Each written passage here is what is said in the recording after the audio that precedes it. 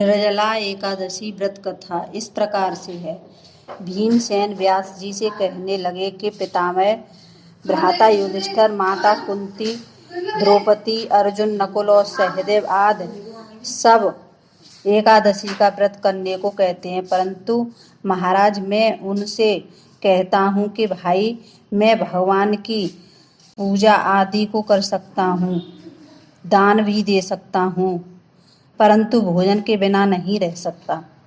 इस पर व्यास जी कहने लगे कि हे भीमसेन, यदि तुम नरक को बुरा और स्वर्ग को अच्छा समझते हो तो प्रति माह की दोनों एकादशी को अन्न मत खाया करो।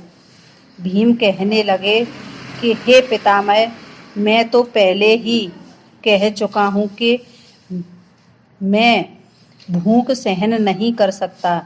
यदि वर्ष भर में कोई एक भी व्रत हो तो वह मैं रख सकता हूँ, क्योंकि मेरे पेट में वृक नाम वाली अग्नि है, सो मैं भोजन के बिना नहीं रह सकता। भोजन करने से वह शांत रहती है, इसलिए पूरा उपवास तो क्या एक समय भी बिना भोजन के नहीं रह सकता। अतः मुझे कोई ऐसा व्रत बताइए जो वर्ष में केवल एक बार ही करना पड़े और मुझे स्वर्ग की प्राप्ति हो जाए। श्री व्यास जी कहने लगे कि हे पुत्र, बड़े बड़े ऋषियों ने बहुत शास्त्र आदि बनाए हैं, जिनमें बिना धन के थोड़े परिश्रम से ही स्वर्ग की प्राप्ति हो सकती है। इसी प्रकार शास्त्रों में दोनों पक्षों की एकादशी का व्रत मुक्ति के लिए रखा जाता है। व्यास जी के वचन सुनकर भीमसेन नरक में जाने के नाम से भयभीत हो गए और कांप कर कहने लगे कि अब क्या करूं? मास में 2 व्रत तो मैं नहीं कर सकता। हाँ, वर्ष में एक व्रत करने का प्रयत्न अवश्य कर सकता हूँ। अतः वर्ष में एक व्रत करने से यदि मेरी मुक्ति हो जाए, ऐसा व्रत बताइए। यह सुनकर व्यास जी कहने लगे कि वृषभ और मिथुन की संक्रांति के बीच ज्येष्ठ मास के शुक्ल पक्ष की एकादशी आती है, उसका नाम निर्जला है। तुम उस एकादशी का व्रत करो। इस एकादशी के व्रत में स्नान और आचमन के सिवा वर्जित है। आचमन में 6 मासे से अधिक जल नहीं होना चाहिए, अन्यथा वह मद्यपान के सदृश हो जाता है। इस दिन भोजन करना नहीं चाहिए, क्योंकि भोजन करने से व्रत नष्ट हो जाता है।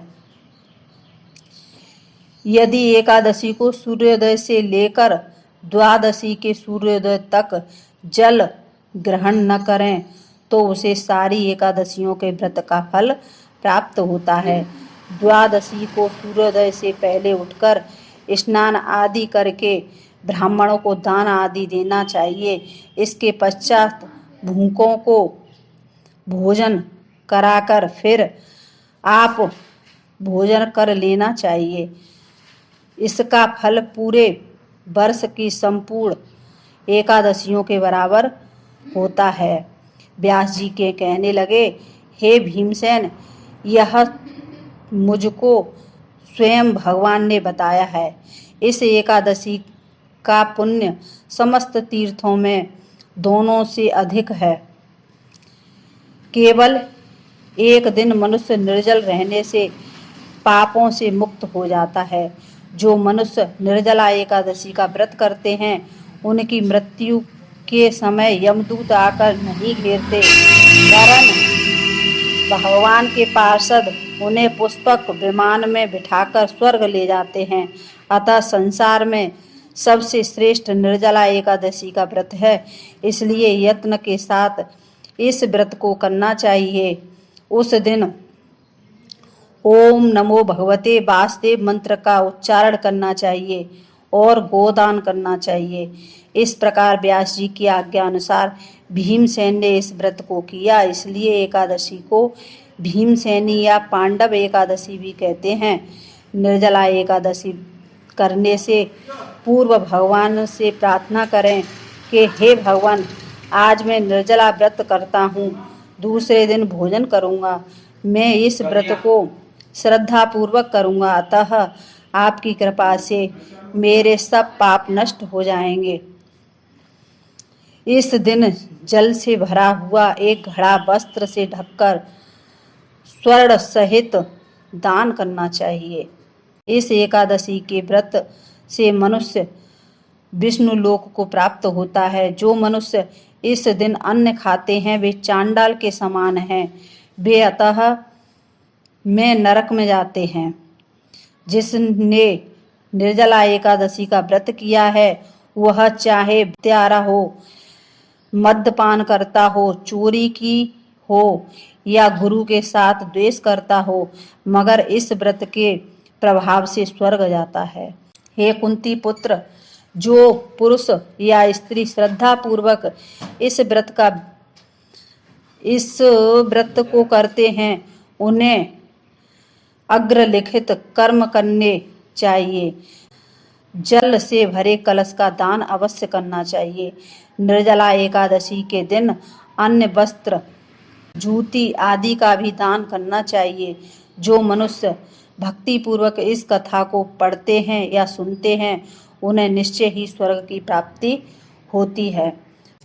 निर्जला एकादशी का आरंभ 17 जून को सुबह 4:43 से होगा और इसके बाद 18 जून को सुबह 6:24 तक रहेगी। निर्जला एकादशी का व्रत 18 जून को रखा जाएगा और इस व्रत का पारण अगले दिन सुबह 19 जून को दान पुण्य करने के बाद होगा। बोलो वासुदेव भगवान की जय।